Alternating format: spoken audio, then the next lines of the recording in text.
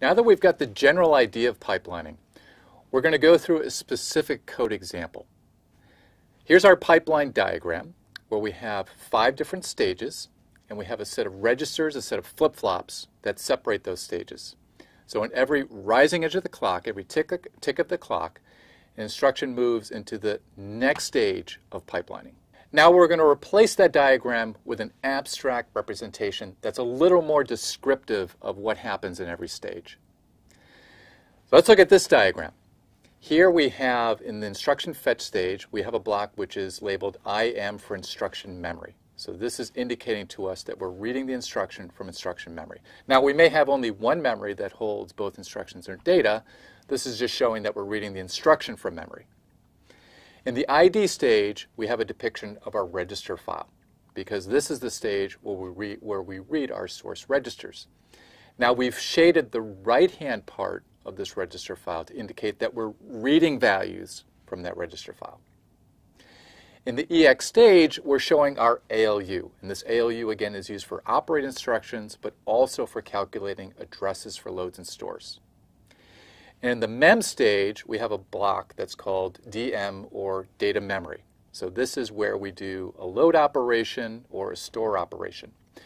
Now we also showed this bypassing path because for non-loads or stores, such as an add or an AND, we just do nothing in this stage except just pass through. And finally, in the write back stage, again we've shown our register file, but we've shaded the left-hand side to show that we're writing rather than reading. Now don't get confused here to think that we actually have 2 register files. We only have one, but we're shading the right-hand side in ID to show that we're reading, and the left-hand side in WB to show that we're writing.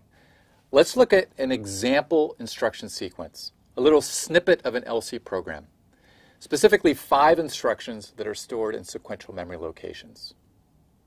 Now what we're going to do is we're going to see how our pipeline operates as we go through these 5 instructions. In the first cycle, our PC points to the add instruction, and that's fetched from memory. Now in the next tick of the clock, the add moves into the decode stage where R2 and R3 are read from the register file, and the NOT is fetched from memory. In the next tick of the clock, those instructions advance to the next stage, the add to the execute stage where the add operation is done, and the NOT to the decode stage where R1 is read from the register file.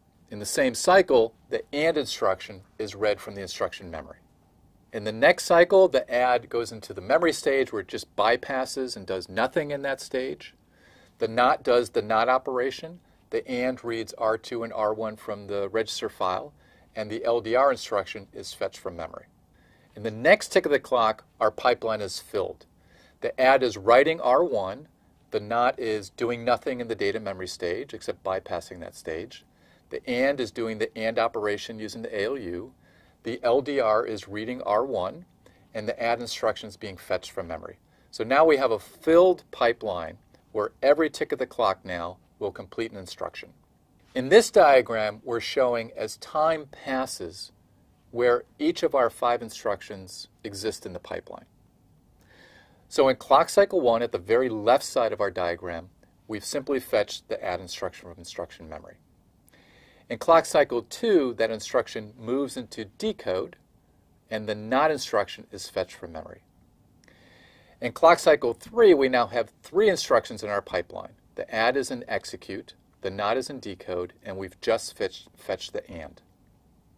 In clock cycle 4, we have 4 instructions. We've now fetched the LDR instruction, and the other instructions have advanced.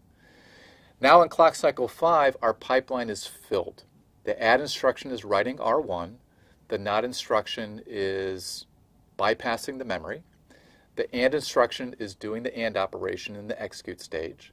The LDR is reading R1, and we've just fetched the add. After clock cycle 5, for each subsequent tick of the clock, we're completing an instruction. In clock cycle 6, we complete the NOT. In 7, the AND. Clock cycle 8, the LDR.